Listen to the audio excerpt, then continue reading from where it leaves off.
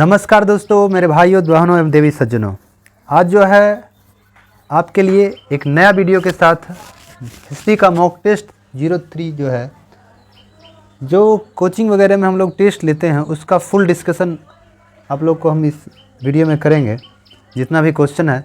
और इसका क्वेश्चन का अगर पीडीएफ चाहिए तो आप वीडियो के डिस्क्रिप्शन में पीडीएफ डाउनलोड करके प्रैक्टिस कर सकते हैं। इसका आंसर भी हम इसी वीडियो के नीचे में लिंक दे देते हैं, डाउनलोड कर सकते हैं। टेलीग्राम में भी इसका पीडीएफ भेज देते हैं, आप कहीं से भी ले सकते हैं और प्रैक्टिस कर सकते हैं। हिस्ट्री जो जितने भी महत्वपूर्ण क्वेश्चन हैं इसकी चर्चा इस वीडियो में किए हैं और फुल इसका डिस्कशन रहेगा, जहां तक हम लोग कोशिश करेंगे अधिक से अधिक आपको जानकारी उपलब्ध कराएं।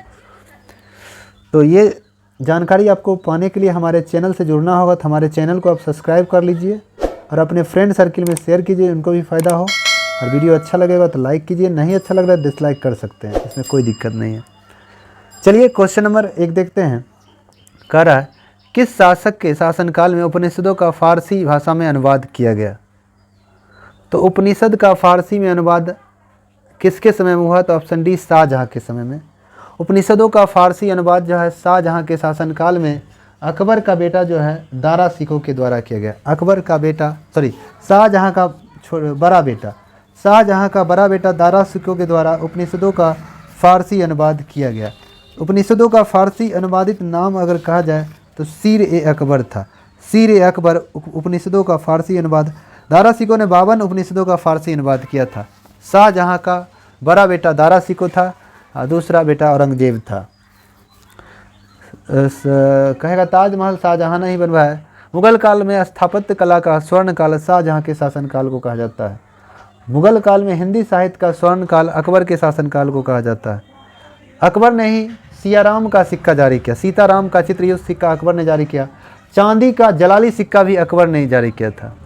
चित्रकला का स्वर्ण काल किस मुगल शासन के शासनकाल को चित्रकला का स्वर्ण काल कहा जाता है? जहांगीर के शासनकाल को कहा जाता है। औरंगजेब जो है आलमगीर की उपाधि धारण करने वाला पहला मुगल शासक औरंगजेब था। औरंगजेब ने जजिया कर को पुनः लागू किया, जबकि जजिया कर को 1564 में समाप्त किया था अकबर ने। और मुगल वंश से 2 बार राज्याभिषेक कराने वाला शासक कौन था? तो औरंगजेब था। चलिए 2 नंबर क्वेश्चन देखते हैं। 12 अंग पुस्तक का संबंध है। 12 अंग जो पुस्तक है, जो किस धर्म से संबंधित पुस्तक? 12 अंग जो पुस्तक लिखा गया है वह किस धर्म से संबंधित पुस्तक है? 12 अंग, इसके बारे में आपसे पूछा जा रहा है कि 12 अंग जो है, तो 12 अंग आप जानते हैं जैन धर्म से संबंधित पुस्तक है 12 अंग, तो ऑप्शन ए हो जाएगा। और यह 12 अंग पुस्तक जो संबंधित है, इसकी रचना अगर कहा जाए तो भद्रबाहु के द्वारा किया गया था। और इसी से संबंधित एक और पुस्तक भगवती सूत्र जो जैन धर्म से संबंधित है, जिसमें 16 महाजनपदों की जानकारी है। बौद्ध धर्म से पवित्र धर्म ग्रंथ है त्रिपिटक, जिसका 3 भाग है, सुख पिटक, विनय पिटक, अभिधम पिटक। पारसी धर्म का पवित्र धर्म ग्रंथ का नाम है जैन अविष्ठा। हिंदू धर्म का पवित्र धर्म ग्रंथ रामायण है, वेद है, पुराण है, उपनिषद है, ये सब है। चलिए नेक्स्ट क्वेश्चन देखते हैं। 3 नंबर क्वेश्चन कह रहा है, 52 उपनिषदों का फारसी अनुवाद किसने किया? अभी तुरंत चर्चा की, दारा सिकों। शाहजहाँ का बड़ा बेटा दारा सिकों ने 52 उपनिषदों का फारसी अनुवाद किया। किस शीर्षक के नाम से? सीर-ए-अकबर के नाम से किया था। महाभारत को किसने लिखा? वेद व्यास ने। गीता को वेद व्यास ने। वेद को संकलित किया वेद व्यास ने। बाबरनामा किसने लिखा? तो बाबरनामा तुजू के बाबरी किसने लिखा? तो बाबर के द्वारा लिखा गया, जबकि फारसी अनुवाद बाबरनामा के नाम से अब्दुल रहीम खान खाना ने किया। चलिए 4 नंबर क्वेश्चन देखना है। सीर-ए-अकबर की रचना किसने की? तो दारा सिकों ने। उपनिषद का 52 उपनिषदों का फारसी में अनुवाद दारा सिकों ने किया था, सीर-ए-अकबर के नाम से। दारा सिकों हो जाएगा। दारा सिकों शाहजहाँ का बड़ा बेटा था। शाहजहाँ के शासनकाल को स्थापत्य कला का स्वर्ण काल कहा जाता है। और दिल्ली के लाल किला का निर्माण भी दिल्ली में लाल किला, इसका निर्माण शाहजहाँ के द्वारा करवाया गया था। औरंगजेब जो है, औरंगजेब को जिंदा पीर भी कहा जाता है। आलमगीर की उपाधि धारण किया। जजिया कर को पुनः लागू किया। 2 बार राज्याभिषेक कराने वाला पहला मुगल शासक औरंगजेब था। चित्रकला का स्वर्ण काल जहांगीर के शासनकाल को कहा जाता है। न्याय का जंजीर भी जहांगीर ने ही बंधवाया था, सोना का था। 5 नंबर क्वेश्चन है, भारत का मैकियावेली किसे कहते हैं? तो भारत का मैकियावेली चाणक्य, विष्णुगुप्त, कौटिल्य को कहा जाता है, तो ऑप्शन डी हो जाएगा। चाणक्य का मूल नाम विष्णुगुप्त था। भारत का मैकियावेली चाणक्य को कहते हैं। भारत का मिल्टन अश्वघोष को कहा जाता है। भारत का गेटे अश्वघोष को कहते हैं। भारत का न्यूटन ब्रह्मगुप्त को कहा जाता है। भारत का आइंस्टीन नागार्जुन को कहा जाता है। चलिए 6 नंबर क्वेश्चन है, चंद्रगुप्त मौर्य के गुरु कौन थे? तो चंद्रगुप्त मौर्य के गुरु आप जानते हैं विष्णुगुप्त, चाणक्य, विष्णुगुप्त, कौटिल्य थे। चंद्रगुप्त मौर्य के गुरु एवं प्रधानमंत्री एवं सलाहकार थे। चंद्रगुप्त मौर्य ने शिक्षा किससे ग्रहण किया था? विष्णुगुप्त, कौटिल्य, चाणक्य से किया था। और भारत का मैकियावेली चाणक्य को कहते हैं। भारत का मिल्टन अश्वघोष को, भारत का न्यूटन ब्रह्मगुप्त को, भारत का आइंस्टीन नागार्जुन को कहा जाता है। चलिए नेक्स्ट क्वेश्चन देखते हैं। द प्रिंस पुस्तक किसने लिखा? द प्रिंस मैकियावेली के द्वारा लिखा गया, ऑप्शन बी हो जाएगा।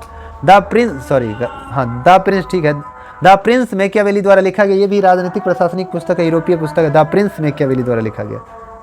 रघुवंशम कालिदास द्वारा, अभिज्ञान संगम, ऋतु शुभारंभ, मेघदूतम और मालविका अग्निमित्रम सब कालिदास द्वारा लिखा गया है। मुद्रा राक्षक विशाख दत्त द्वारा लिखा गया। मुद्रा राक्षक पुस्तक विशाख दत्त द्वारा लिखा गया है। कामंदक जो है, कामंदक के द्वारा भी एक पुस्तक लिखा गया था जो अभी ध्यान में नहीं आ रहा है, कामंदक। चलिए आगे आते हैं। 8 नंबर क्वेश्चन का था, भारत का शेक्सपियर किसे कहा जाता है? तो भारत का शेक्सपियर कालिदास को कहा जाता है, ऑप्शन ए हो जाएगा। भारत का मैकियावेली चाणक्य को कहते हैं। भारत का मिल्टन अश्वघोष को, भारत का आइंस्टीन नागार्जुन को कहते हैं। चलिए नेक्स्ट क्वेश्चन, 9 नंबर क्वेश्चन देखना है। निम्नलिखित में से कालिदास द्वारा लिखा गया अभिज्ञान शाकुंतलम, रघुवंशम, मालविका अग्निमित्रम, ऑप्शन डी सभी हो जाएगा। सब संस्कृत भाषा में लिखा गया है। भारत का शेक्सपियर कालिदास को कहते हैं। आगे भारत का प्रथम पुस्तक जो यूरोपीय भाषा में अनुवादित किया गया, तो ऑप्शन बी हो जाएगा, अभिज्ञान शाकुंतलम। यूरोपीय भाषा में कौन अनुवादित किया? भारत की अभिज्ञान शाकुंतलम भारत की प्रथम पुस्तक है जो यूरोपीय भाषा अंग्रेजी भाषा में अनुवादित की गई थी, अभिज्ञान शाकुंतलम। इसका अंग्रेजी अनुवाद सर विलियम जोन्स ने 1789 में किया था। 1789 में। इसमें राजा दुष्यंत तथा शकुंतला के विवाह की चर्चा है। उसके राजा दुष्यंत पुत्र एवं शकुंतला के विवाह की चर्चा है। आगे है मेघदूतम का अंग्रेजी अनुवाद किसने किया? तो मेघदूत का अंग्रेजी अनुवाद हेमन विल्सन के द्वारा 1813 में किया गया था, ऑप्शन बी हो जाएगा। जबकि अभिज्ञान शाकुंतलम का अंग्रेजी अनुवाद सर विलियम जोन्स के द्वारा किया गया। और गीता का अंग्रेजी अनुवाद चार्ल्स विलियम विल्किंस ने किया था। चलिए 12 नंबर क्वेश्चन, रामचरित पुस्तक किसने लिखा? तो रामचरित पुस्तक संध्याकर नंदी के द्वारा लिखा गया, ऑप्शन सी हो जाएगा। रामचरित पुस्तक संध्याकर नंदी के द्वारा लिखा गया। उत्तर रामचरित भवभूति के द्वारा लिखा गया। रामचरित मानस गोस्वामी तुलसीदास के द्वारा, रामचरित मानस जो है गोस्वामी तुलसीदास के द्वारा लिखा गया और यह अकबर के समकालीन थे। 13 नंबर क्वेश्चन है, निम्नलिखित में से हर्षवर्धन की रचना है। हर्षवर्धन की रचना नागानंदम प्रियदर्शिका रत्नावली, कादम्बरी जो है ये बाणभट्ट की रचना, तो इसका आंसर ऑप्शन सी हो जाएगा। हर्षवर्धन की रचना नहीं, हर्षवर्धन की रचना नागानंदम प्रियदर्शिका रत्नावली, तो कादम्बरी हो जाएगा। हर्षचरित का, तो इसका आंसर हो जाएगा सी। महाभारत युद्ध कितने दिनों चला? 18 दिन तक। महाभारत में पर्वों की संख्या 18 है। सबसे बड़ा पर्व भीष्म। महाभारत लिखा कौन? वेद व्यास ने। किस भाषा में? संस्कृत भाषा में। जब लिखा उसे जय संहिता कहा जाता है। उस समय 8800 श्लोक था। वर्तमान में महाभारत में 1 लाख श्लोक है। महाभारत का फारसी अनुवाद नीतनामा रजमनामा, जिसे युद्ध की पुस्तक कहते हैं, इसको फारसी अनुवाद कौन किया? जैनुल आवेदीन, जिसे कश्मीर का अकबर भी कहते हैं। श्रृंगार कितना है? 16। महाजनपद 16। संस्कार 16। एटीएम कार्ड नंबर 16 है। और राशि 12 है। आधार कार्ड नंबर 12 है। जीएसटी नंबर 15 है। पैसा हमारे नोट के पीछे में 15 भाषा है। और ड्राइविंग लाइसेंस लेंगे उसका भी 15 डिजिट का नंबर होता है, अंक होता है। चलिए, अर्थशास्त्र में तीर्थ की संख्या कितनी है? अर्थशास्त्र में तीर्थ 18 है। प्रशासनिक व्यवस्था को तीर्थ कहते हैं। अर्थशास्त्र में तीर्थ 18 है। अर्थशास्त्र किसने लिखा? चाणक्य, विष्णुगुप्त, कौटिल्य द्वारा लिखा गया। यह राजनीतिक और प्रशासनिक पुस्तक है। इसमें अधिकरण प्रकरण 180 है, अधिकरण 15 है। ऋग्वेद में मंडल 10 है, पैन कार्ड नंबर 10 है और मोबाइल नंबर भी 10 है। आगे 16 नंबर, बाणभट्ट किसके दरबारी कवि थे? बाणभट्ट जो है हर्षवर्धन के दरबारी कवि थे, ऑप्शन डी हो जाएगा। और समुद्रगुप्त के दरबारी कवि हरिसेन थे। फैजी अकबर के दरबार में रहते थे। और चंद्रगुप्त मौर्य के दरबार में चाणक्य, विष्णुगुप्त, कौटिल्य रहा करते थे। हर्षचरित की रचना किसके द्वारा? हर्षचरित जो है कादम्बरी, पार्वती परिणय, चांडिका शतक, ये सब बाणभट्ट द्वारा लिखा गया, ऑप्शन बी हो जाएगा। अर्थशास्त्र चाणक्य ने लिखा। प्रियदर्शिका रत्नावली नागानंदम यह हर्षवर्धन के द्वारा लिखा गया। मिर्च कटिकम शूद्रक के द्वारा लिखा गया। चलिए तुलसीदास किस मुगल शासक है? तुलसीदास अकबर के समकालीन थे। शुद्ध चांदी का चांदी का जलाली सिक्का अकबर ने जारी किया। सियाराम सिक्का अकबर ने जारी किया। आना का सिक्का शाहजहां ने जारी किया। चित्रकला का स्वर्ण काल जहांगीर के शासनकाल को। चार बाग का रूपरेखा बाबर ने दिया, बनाने की परंपरा अकबर ने शुरू किया। 19 नंबर निम्नलिखित में से भवभूति द्वारा नहीं लिखा गया है। उत्तर रामचरितमानस, महावीर चरित, मालती भवभूति द्वारा, कवितावली, दोहावली, ये सब तुलसीदास द्वारा। तो ऑप्शन डी हो जाएगा इसका आंसर, ऑप्शन डी। आगे जानकी मंगल पुस्तक की रचना किसने की? जानकी मंगल ये सब तुलसीदास। पार्वती मंगल जानकी तुलसीदास द्वारा। मिर्च कटिकम शूद्रक के द्वारा। उत्तर रामचरित मालती माधव महावीर चरित भवभूति के द्वारा लिखा गया। प्रदर्शिका रत्नावली नागानंदम हर्षवर्धन के द्वारा लिखा गया। तो जानकी मंगल तुलसीदास। चलिए 21 नंबर, पंचतंत्र पुस्तक के लेखक कौन है? तो पंचतंत्र जो है विष्णु शर्मा के द्वारा लिखा गया था। तो संस्कृत भाषा में ऑप्शन ए हो जाएगा। इसका फारसी अनुवाद जो है हुसैन काशिफ के द्वारा किया गया। हुसैन काशिफ के द्वारा फारसी अनुवाद पंचतंत्र का किया गया। फारसी अनुवादित नाम है अनवर ए सुहेली। अनवर ए सुहेली, अनवर ए सुहेली। यह दुनिया की दूसरी पुस्तक है जो सर्वाधिक विदेशी भाषा में अनुवादित की गई है। राजतरंगिणी कलहन ने लिखा। द्वितीय राजतरंगिणी जॉन राज ने। तृतीय राजतरंगिणी श्रीवर के द्वारा लिखा गया। आगे दुनिया की दूसरी पुस्तक जो सर्वाधिक भाषा में अनुवादित की गई है तो यही हो जाएगा पंचतंत्र। पंचतंत्र हो जाएगा ऑप्शन बी। भारत की प्रथम पुस्तक जो विदेशी भाषा में अंग्रेजी भाषा में अनुवादित की गई अभिज्ञान शाकुंतलम। मेघदूत का अंग्रेजी अनुवाद किसने किया? हेमेन विल्सन ने। दुनिया की प्रथम पुस्तक जो सर्वाधिक विदेशी भाषा में अनुवादित की गई बाइबिल। आगे कल्पसूत्र की रचना किसने की? ऑप्शन बी भद्रबाहु जो जैन धर्म से संबंधित पुस्तक है। कल्पसूत्र भद्रबाहु द्वारा लिखा गया। आगम ग्रंथ की रचना क्षमा श्रवण के द्वारा किया गया। आदि पुराण की रचना जिनसेन के द्वारा किया गया। श्वेतांबर के गुरु स्थलभद्र हुए। दिगंबर के भद्रबाहु गुरु हुए। चलिए आगे हैं। बुद्ध चरितम पुस्तक की रचना किसने की? बुद्ध चरितम अश्वघोष के द्वारा लिखा गया। ऑप्शन सी हो जाएगा। कल्पसूत्र भद्रबाहु द्वारा। आगम ग्रंथ क्षमा श्रवण द्वारा लिखा गया। आदि पुराण जिनसेन के द्वारा। कहता है प्रथम विदेशी जिसने भारतीय धर्म को अपनाया तो हेलियोडोरस। भारतीय भागवत धर्म, ऑप्शन टी हो जाएगा हेलियोडोरस। प्रथम विदेशी जिसने बौद्ध धर्म को अपनाया था वो कौन था? नागसेन। मीनांडर। मीनांडर प्रथम विदेशी जो बौद्ध धर्म को अपनाया मीनांडर हो जाएगा। भारत का आइंस्टीन नागार्जुन को कहा जाता है। भारत में अभिलेख का जनक किसे कहा जाता था? अशोक को कहा जाता। अशोक मौर्य वंश का शासक था। अशोक किसका बेटा था? बिंदुसार का बेटा था। अशोक का बेटा कुणाल था। डेरियस प्रथम से ही अशोक ने भारत में शिलालेख लिखने की परंपरा शुरू की थी। आगे है विवाह की चर्चा किस सूत्र में किया गया है? विवाह की चर्चा जो है गृह सूत्र में किया गया। ऑप्शन डी हो जाएगा। जबकि सुल सूत्र में जैमिति विधि से यज्ञ कुंड की चर्चा है। स्रोत सूत्र में राजाओं द्वारा किए गए अनुष्ठान की चर्चा है। धर्म सूत्र में धार्मिक नियम का बारे में दिया गया है। मनुस्मृति में कितने प्रकार की विवाह की चर्चा? 8 प्रकार की विवाह की चर्चा, जिसमें 4 बांटा गया। 4 प्रशंसा, 4 निंदा। प्रशंसा करने वाला 4 है। आर्य विवाह है, प्रजापति विवाह, देव विवाह है और आर्य विवाह हो गया, प्रजापति विवाह, देव विवाह, आर्य विवाह हो गया, प्रजापति विवाह हो गया, देव विवाह हो गया, एक विवाह, 4 विवाह, 8 प्रकार के विवाह है। विवाह अभी ध्यान ही में नहीं आ रहा है। देखिए आर्य विवाह हो गया, देव विवाह हो गया, प्रजापति विवाह हो गया, आर्य विवाह, देव विवाह, प्रजापति विवाह और ब्रह्म विवाह। ये 4 प्रकार विवाह। प्रशंसनीय विवाह है, निंदनीय विवाह में है, गंधर्व विवाह है, असुर विवाह है, पिशाच विवाह है, राक्षस विवाह। ये निंदनीय विवाह है। 4 टोटल 8 प्रकार की विवाह है।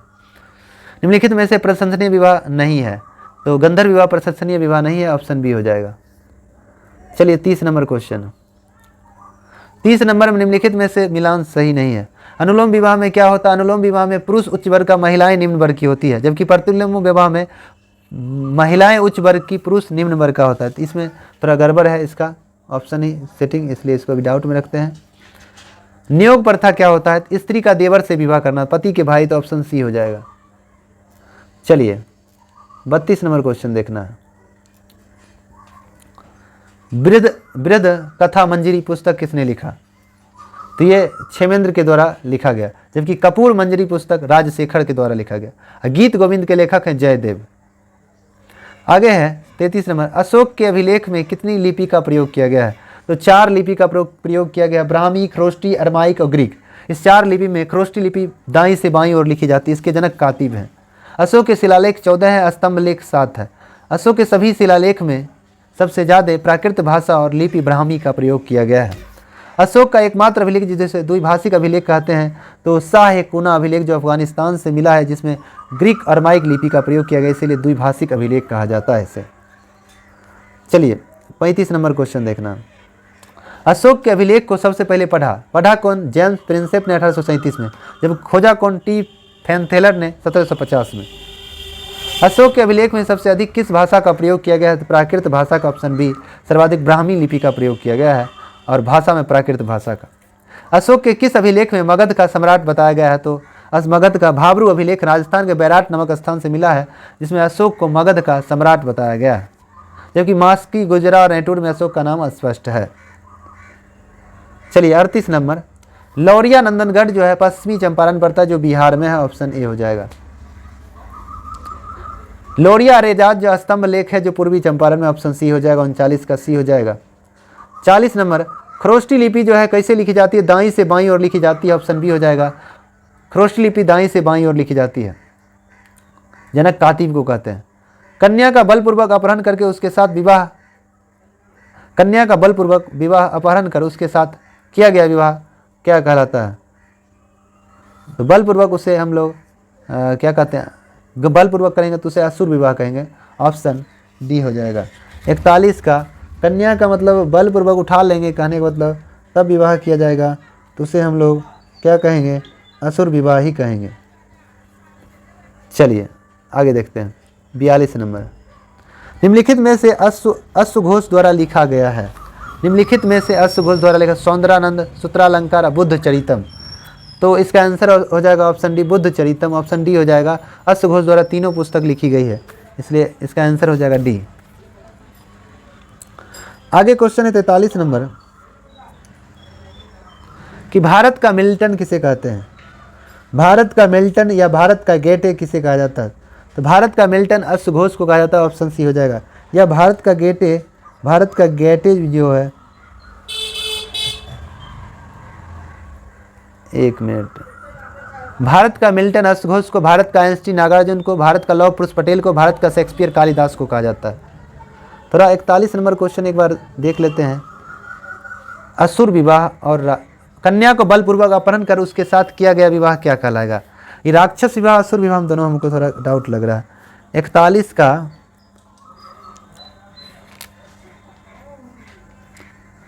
अच्छा देखना है, असुर विवाह कहते हैं किसको? असुर विवाह में होता है कि खरीद कर करता है, इसका मतलब है तब राक्षस विवाह हो जाएगा।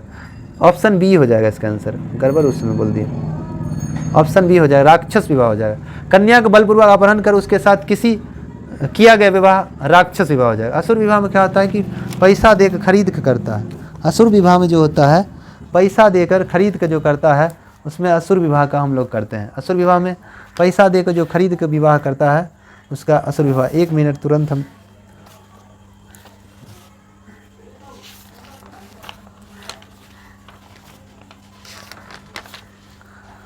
असुर विवाह, असुर विवाह में धन देकर, ठीक है, पैसा देकर खरीद के विवाह करता है, असुर विवाह करते हैं। राक्षस विवाह कन्या को बलपूर्वक उठा लेना, राक्षस विवाह, ठीक है, ऑप्शन बी हो जाएगा। 41 का बी हो जाएगा। चलिए